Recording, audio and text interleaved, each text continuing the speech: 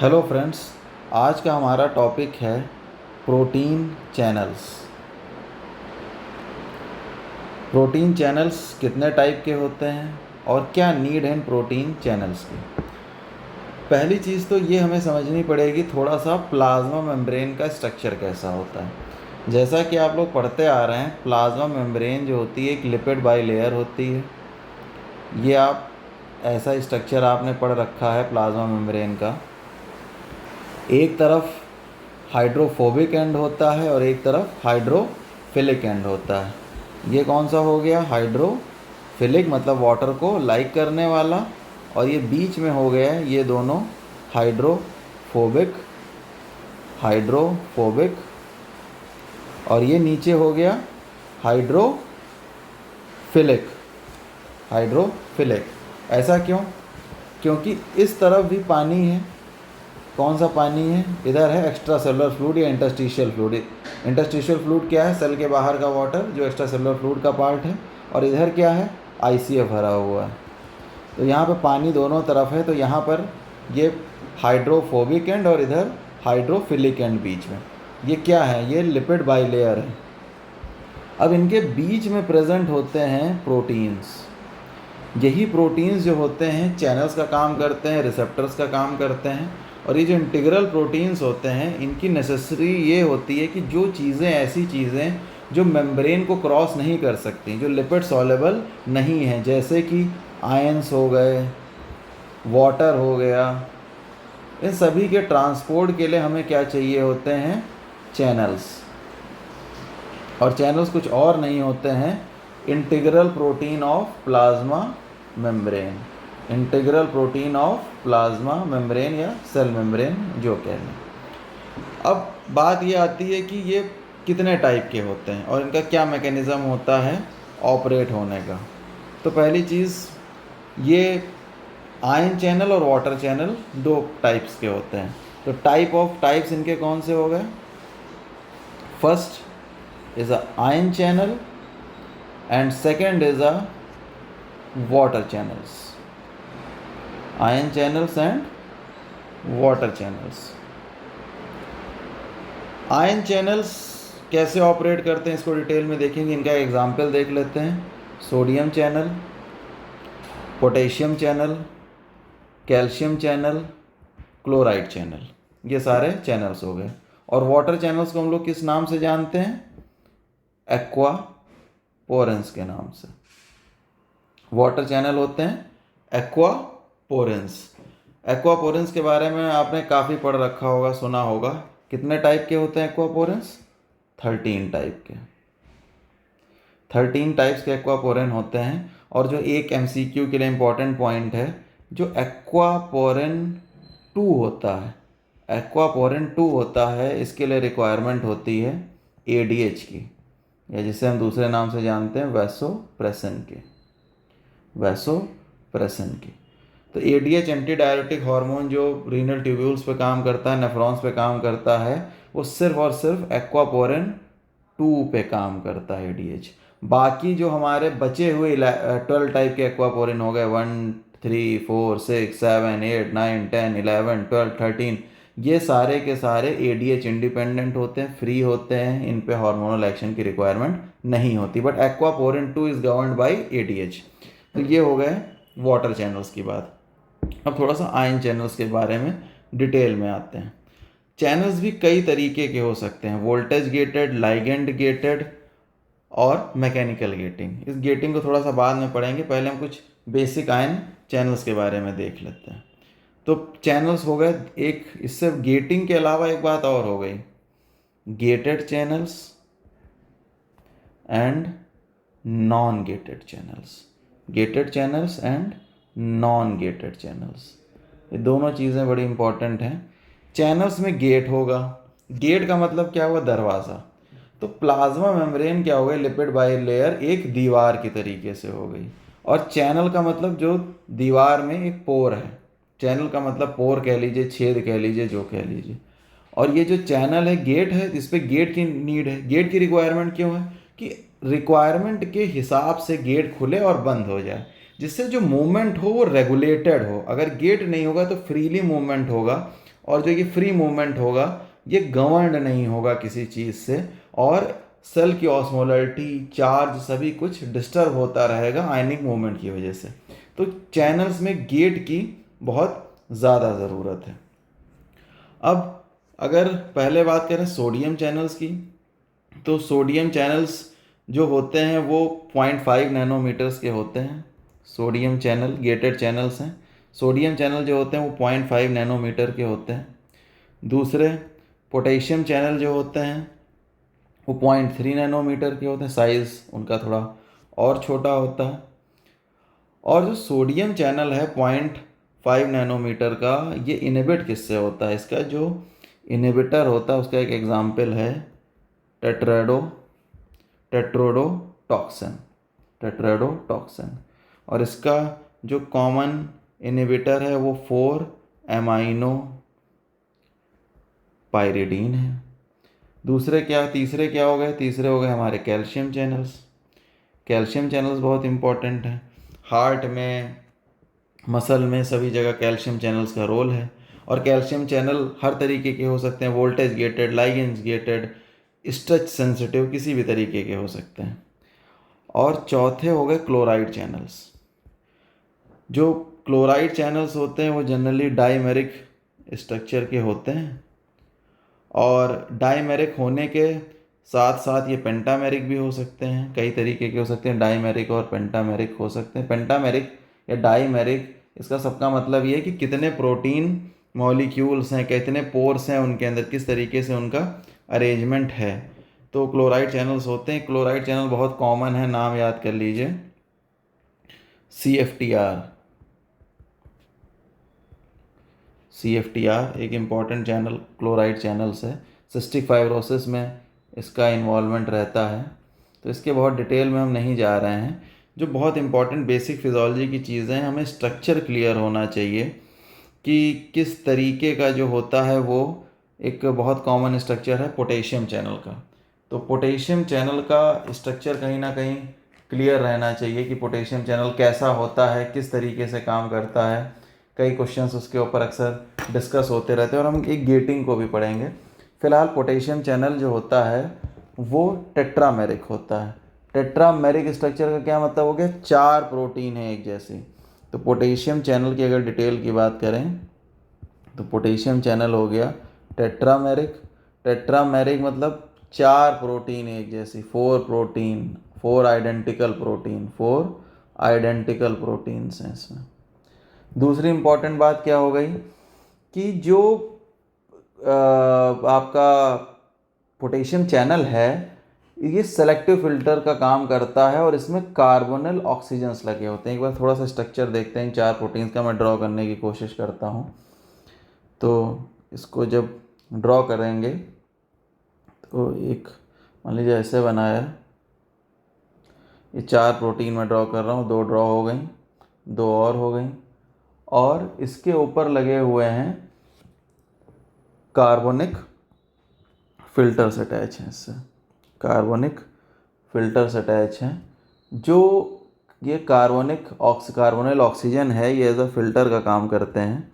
और इसमें थोड़ी सी इंपॉर्टेंट चीज़ ये समझनी होगी कि ये जो पोटेशियम आयन जब एंटर करता है, मान लीजिए ये एक पोटेशियम का आयन आया, तो इसके आसपास लगे होते हैं वाटर के मॉलिक्यूल, और ये वाटर के जो मॉलिक्यूल होते हैं इस कार्बोनिल ऑक्सीजन से टकराते हैं। कार्बोनिल ऑक्सीजन से टकराते हैं और क्या होता है, वाटर जो होता है वो शेड हो जाता है। और जैसे ही वाटर मॉलिक्यूल शेड हो जाता है, ये पोटेशियम आयन छोटा हो जाता है और यहाँ से पेनिट्रेट करके अंदर सीधा चला जाता है। बट सोडियम का क्या है? सोडियम का साइज़ थोड़ा सा और छोटा होता है। क्यों? सोडियम आयन की बात कर रहे हैं, एटॉमिक नंबर 11 है, पोटेशियम का 19 है। सोडियम का साइज़ और छोटा है, और ये गैपिंग एक क्रिएट हो जाती है। यहाँ पर अगर हम सोडियम आयन की बात करें तो सोडियम आयन का स्ट्रक्चर थोड़ा सा और छोटा होगा। तो सोडियम आयन का स्ट्रक्चर छोटा होगा यहाँ पर, तो सोडियम आयन मान लीजिए ये छोटा सा बिल्कुल सोडियम आयन आया, ये सोडियम आयन आ गया, और सोडियम आयन जब आया तो इसके आसपास अगर ये वाटर मॉलिक्यूल्स लगे भी हैं तो कार्बोनिल ऑक्सीजन से टकरा नहीं पाते हैं, और ना टकराने की वजह से ये चार्ज का जो एक अपोजिशन क्रिएट होता है यहाँ पे, उसकी वजह से ये सोडियम का मूवमेंट नीचे रिस्ट्रिक्ट हो जाता है। इससे मिलती क्या है? Selective permeability. सेलेक्टिव परमेबिलिटी जो आरएमपी मेंटेन करने में बहुत ही क्रिटिकल रोल है इस चीज़ का, परमेबिलिटी का बहुत ही क्रिटिकल रोल है सेलेक्टिव परमेबिलिटी का। सो इट्स क्वाइट इम्पॉर्टेंट कि ये पेंटामेरिक स्ट्रक्चर है, पोटेशियम आयन इससे पास होते हैं, सोडियम आयन नहीं पास हो पाते हैं। कई बार एक कॉन्सेप्ट समझ में नहीं आता है, तो मैंने इस चीज़ को डिस्कस करने की कोशिश करी। दूसरा, गेटिंग का भी कॉन्सेप्ट समझने की कोशिश करते हैं। गेटेड दो तरीके के होते हैं, सिंगल गेटेड होते हैं और डबल गेटेड होते हैं। सिंगल गेटेड, जैसे पोटेशियम चैनल के एग्जाम पे बात करें तो एक लिपिड बाइलेयर को ड्रॉ करते हैं। ये मान लीजिए एक लिपिड बाइलेयर है, बीच में चैनल है, तो चैनल की एक स्टेट क्या हो गई? एक स्टेट हो गई कि ये गेट लगा हुआ है, डबल प्रोटीन स्ट्रक्चर है, गेट लगा हुआ है। दूसरी, अब ये समय क्या है? गेट क्लोज है, गेट क्लोज है। ये क्या हो गई? ये चीज़ हो गई सेल मेम्ब्रेन। ये हमारा चैनल हो गया, कौन सा? पोटेशियम चैनल हो गया। ये पोटेशियम चैनल के प्रोटीन के ही पार्ट हैं दोनों, और ये गेट क्लोज है। दूसरी कंडीशन क्या हो सकती है? सिग्नल आया तो ये गेट ऐसे ओपन हो गया। ओपन होने से क्या फ़ायदा होगा? जब गेट ओपन होगा तो पोटेशियम आयन का मूवमेंट सीधा अंदर पेनिट्रेट कर जाएगा, पोटेशियम आयन सीधे अंदर आ जाएगा, ये आयन्स आते रहेंगे अंदर। गेट क्लोज होगा तो नहीं आ पाएंगे। ये गेट की ओपनिंग ये हेल्प करती है आरएमपी मेंटेन करने में। जो आप एक्शन पोटेंशियल में पढ़ते हैं कि सोडियम चैनल ओपन हुआ, सोडियम तेजी से रश हुआ, डीपोलराइजेशन हो गया, जब रीपोलराइजेशन का टाइम आया तो पोटेशियम चैनल ओपन हुआ। तो ये ओपनिंग कैसे होगी? बगैर गेट के नहीं हो सकती है। दूसरी बात, पोटेशियम चैनल स्लो होते हैं, सोडियम चैनल फास्ट होते हैं। इस पॉइंट को कैसे समझें कि potassium channels are much more slower than sodium channels. ये एक थ्योरी जो आती है, और जैसे हम देखते हैं कि एक्शन पोटेंशियल का ग्राफ जो है बहुत तेज़ी के साथ शूट अप करता है बट आता धीरे धीरे नीचे है। ये वाली जो चीज़ है कि ये जो डीपोलराइजेशन का प्रोसेस है ये सोडियम की वजह से हो रहा, रीपोलराइजेशन का प्रोसेस पोटेशियम की वजह से हो रहा, तो ये स्लो क्यों है रीपोलराइजेशन, डीपोलराइजेशन फास्ट क्यों है? इस चीज़ को समझने के लिए गेटिंग का कॉन्सेप्ट समझना बहुत ज़रूरी है। आपने यहाँ पे एग्जांपल देखा पोटेशियम चैनल का, जिसमें सिर्फ एक गेट है, गेट खुला, चीज़ अंदर आई, गेट बंद हो गया। बट सोडियम चैनल्स की कहानी कुछ और है, ये और ज़्यादा फास्ट है। कैसे फास्ट है? सबसे पहले ये प्लाज्मा मेम्ब्रेन हमने ड्रॉ कर ली। अब इसमें क्या है, कंडीशंस मैं अलग अलग बता रहा हूँ गेट की। एक गेट की कंडीशन क्या हो गई कि इसमें डबल गेटिंग है, दो गेट है, एक एक्टिवेशन गेट है और एक इनएक्टिवेशन गेट है। ये दरवाज़ा क्या हो गया? एक्टिवेशन गेट हो गया। किसकी हम बात कर रहे हैं? हम सोडियम चैनल की बात कर रहे हैं, सोडियम चैनल की बात कर रहे हैं। यहाँ पर क्या है? डीएक्टिवेशन गेट है, डीएक्टिवेशन गेट। तो एक एक्टिवेशन गेट हो गया और एक डीएक्टिवेशन गेट हो गया। ये मैं इसका चैनल का कॉन्सेप्ट इसलिए पहले क्लियर कर रहा हूँ कि जब हम transport across the cell membrane पढ़ेंगे तो चैनल का कॉन्सेप्ट क्लियर होना बहुत ज़रूरी है। फिर उसके बाद हम बात करेंगे टाइप ऑफ ट्रांसपोर्ट कितने होते हैं नेक्स्ट वीडियोज़ में, कि सिंपल डिफ्यूज़न कैसे होता है, फैसिलिटेड डिफ्यूज़न कैसे होता है, एक्टिव ट्रांसपोर्ट क्या है, पैसिव ट्रांसपोर्ट क्या है, इन सारी चीज़ों को क्लियर करेंगे। तो एक्टिवेशन गेट डीएक्टिवेशन गेट के इस कॉन्सेप्ट को देख रहे हैं। ये हमारा बना एक्टिवेशन गेट, ये डीएक्टिवेशन गेट। ये किस में है? सोडियम चैनल में। एक बार फिर से इस चीज़ को रिमाइंड कर लीजिए, सोडियम चैनल डबल गेटेड है, दो दरवाजे हैं इसके पास, मतलब दोनों दरवाजे जब एक साथ खुले होंगे तभी बाहर आ पाएगा। बट पोटेशियम चैनल में सिंगल दरवाज़ा था, दरवाज़ा खुला, पोटेशियम अंदर, दरवाज़ा बंद हो गया, बात ख़त्म, नहीं जा रहा है बाहर, अंदर कुछ क्लोज हो गया। ये कंडीशन हो गई। दूसरी गेट के कंडीशन क्या हो गई कि ये एक्टिवेशन गेट खुले और डीएक्टिवेशन गेट भी खुले। तो ये कौन सी स्टेट हो गई? अब सोडियम आयन अंदर आ पाएगा, अब सोडियम आयन तेज़ी के साथ अंदर मूवमेंट कर पाएगा। और अगर ये दरवाज़ा नहीं खुला दोनों एक साथ तो मूवमेंट नहीं हो पाएगा। तो ये जो मूवमेंट है इसलिए बहुत ज़रूरी है दोनों गेट खुलें। अब ये अलग अलग कंडीशन रहती है, जैसे for example step by step चलते हैं एक्शन पोटेंशियल के एग्जाम्पल से समझने की। जैसे ये सेल मेम्ब्रेन है और मेम्ब्रेन पोटेंशियल RMP पे मेंटेन है। अब क्या हुआ, अब ये एक्टिवेशन गेट को बंद कर देते हैं। ये RMP मेंटेन है -90 मिली वोल्ट या -70 मिली वोल्ट की कंडीशन में बता रहा हूँ। ये हमने गेट को क्लोज है, बट ये जो इनएक्टिवेशन गेट है ये खुला हुआ है। अब क्या हो गया, कुछ सोडियम चैनल्स ओपन हुए और थ्रेशोल्ड पहुंचा।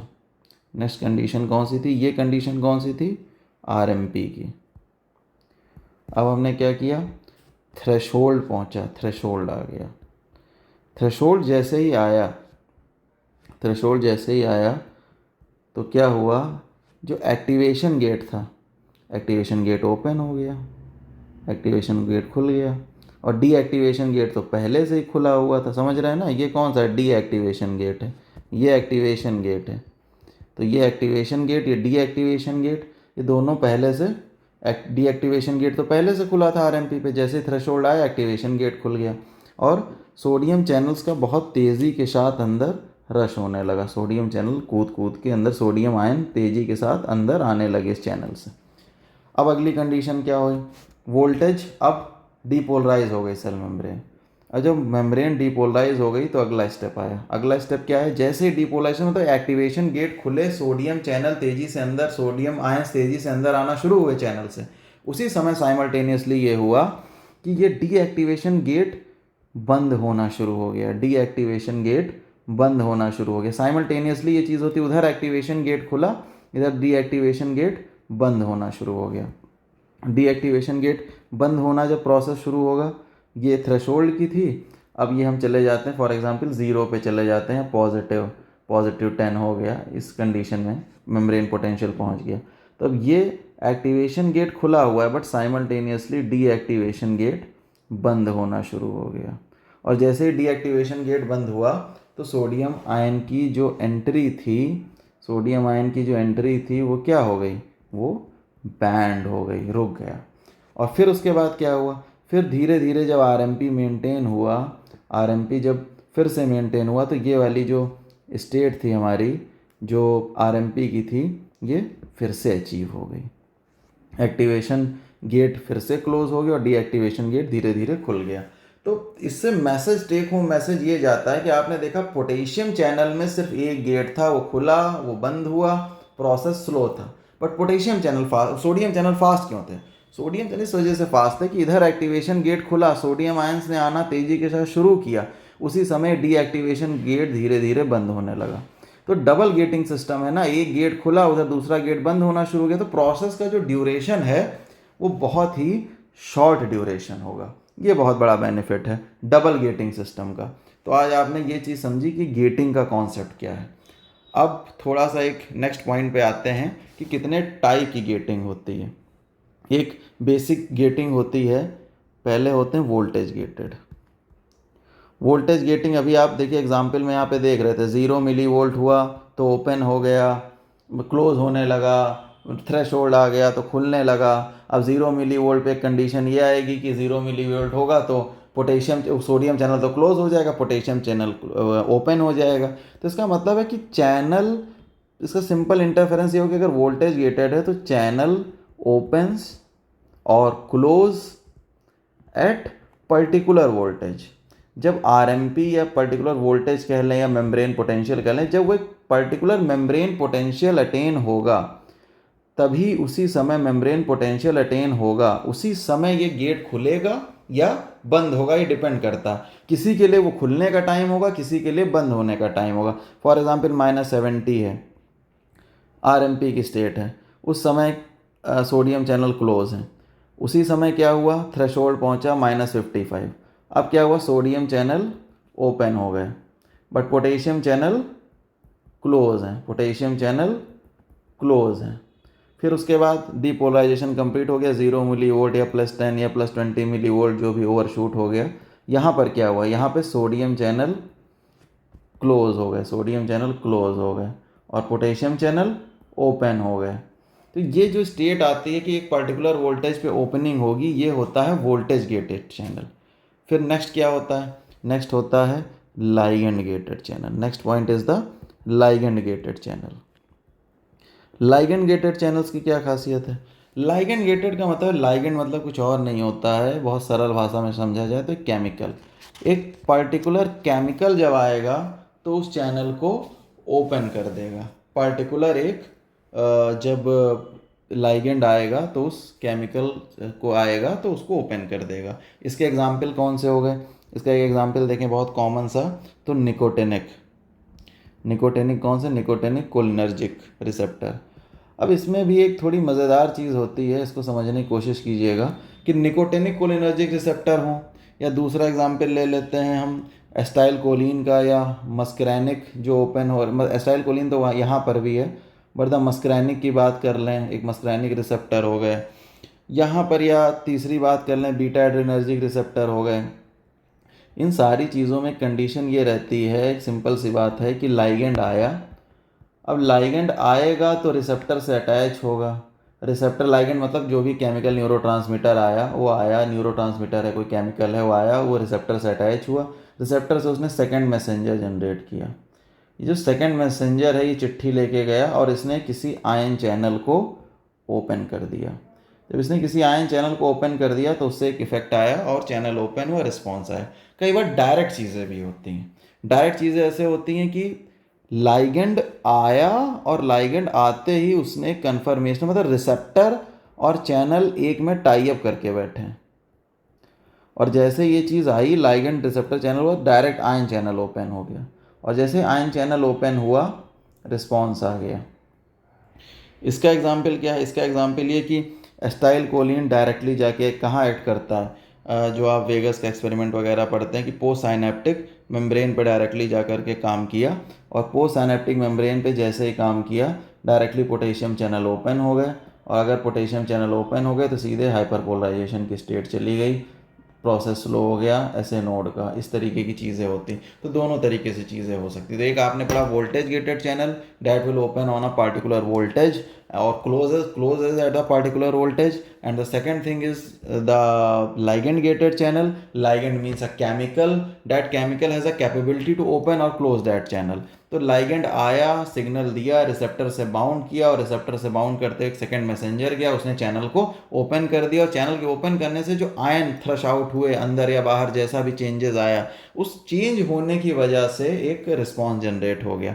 जैसे कभी भी एस्टाइल वोल्टेज का चेंज हुआ, कैल्शियम अंदर चला गया, कैल्शियम वोल्टेज गेटेड चैनल है, मेम्ब्रेन का पोटेंशियल चेंज हुआ, उससे कैल्शियम चैनल ओपन हो गया, कैल्शियम अंदर चला गया। जैसे कैल्शियम अंदर चला गया उसने कोई पार्टिकुलर न्यूरोट्रांसमीटर या हार्मोन रिलीज करा दिया। इस तरीके के एग्जाम्पल आप देखेंगे, जो पूरी फिजियोलॉजी आप पढ़ेंगे हर जगह मिलेंगे आपको। मैकेनिकल गेटेड चैनल्स कौन से? ये जो तीसरे इंपॉर्टेंट हैं, ये हमें याद रखने चाहिए, मैकेनिकल गेटेड। तो मैकेनिकल गेटेड चैनल्स ये हो गए कि मैकेनिकल गेटेड चैनल्स की खासियत ये है जो कुछ कन्फर्मेशनल चेंज हो, जैसे कि स्ट्रेच हो गया, प्रेशर हो गया, इस तरीके का कोई अगर चेंज आया तो उस चेंज होने की वजह से चैनल ओपन हुआ, और जैसे ही चैनल ओपन हुआ, अच्छा एक चीज़ याद रखिएगा, कई बार चैनल क्लोज होने से भी रिस्पॉन्स आता है। चैनल ओपन पड़ा हुआ था, जैसे ही स्टिमुलस मिला चैनल क्लोज हो गया। ये आप पढ़ेंगे रॉड्स एंड कोन्स के बारे में, जब आप ये बेसिक रॉड एंड कोन्स की फिजियोलॉजी पढ़ेंगे तब आपको समझ में आएगा, इसका हम लोग बाद में डिस्कस करेंगे। तो चैनल ओपन हुआ या क्लोज हुआ, कुछ भी हुआ, वो एक लाइगेंड की वजह से हुआ, एक वोल्टेज की वजह से हुआ, एक मैकेनिकल चेंज आने की वजह से हुआ। जब चैनल ओपन या क्लोज होगा तो आयंस का मूवमेंट चेंज होगा, या तो जो आयन आराम से मूव कर रहा होगा रुक जाएगा, रुका हुआ होगा, चैनल ओपन हो गया तो मूव कर जाएगा, और उससे वोल्टेज चेंज होगा, और वोल्टेज चेंज होने की वजह से सिग्नल ट्रांसमिट्स होंगे। तो ये जो सिग्नल का ट्रांसमिशन है ये इसी वजह से है। तो चैनल स्ट्रेच हुआ, प्रेशर हुआ, मैकेनिकल टाइप का चैनल था, उससे क्या हुआ, चैनल ओपन हुआ, आयंस का मूवमेंट हुआ, और जैसे आयंस का मूवमेंट हुआ आरएमपी में चेंज आ गया, आरएमपी चेंज हो गई, और जो पोटेंशियल है वो एक्शन पोटेंशियल में चेंज हुआ, ट्रेवल कर गया, सिग्नल ट्रांसमिट हो गया। तो ये कॉन्सेप्ट हुआ हमारे चैनल्स का। अब एक बार क्विक रिवीजन की तरफ जाते हैं तेजी के साथ। पहली चीज़, चैनल क्या होते हैं? प्रोटीन होते हैं। प्रोटीन होते हैं इंटीग्रेटेड जो प्रोटीन्स होते हैं, इंटीग्रल प्रोटीन्स होते हैं जो मेम्ब्रेन में प्रेजेंट होते हैं। पहली बात कि चैनल्स की रिक्वायरमेंट क्या है? चैनल की रिक्वायरमेंट ये है कि भाई plasma membrane lipid by layer है, ऑक्सीजन कार्बन डाइऑक्साइड तो निकल जाएगा, कार्बन मोनोऑक्साइड निकल जाएगा, बट ये जो वाटर है, आयन है, किस तरीके से मूव करे, तो उसको मूव करने के लिए कोई एक रास्ता चाहिए ना, वो रास्ता, वो छेद, वो दरवाज़ा चैनल है। अब चैनल गेटेड भी हो सकता है, नॉन गेटेड भी हो सकता है। चैनल से जनरली मूवमेंट किसका होता है, आयन का, वाटर का। वाटर मतलब एक्वा, एक्वामैन मूवी तो देखी होगी, तो वाटर मतलब एक्वा, तो एक्वापोरिन हो गए। एक्वापोरिन मतलब पोरिन मतलब छेद, एक्वा मीन्स वाटर, वाटर का छेद, वो छेद जिससे वाटर निकल रहा है, तो एक्वापोरिन से वाटर का मूवमेंट हुआ।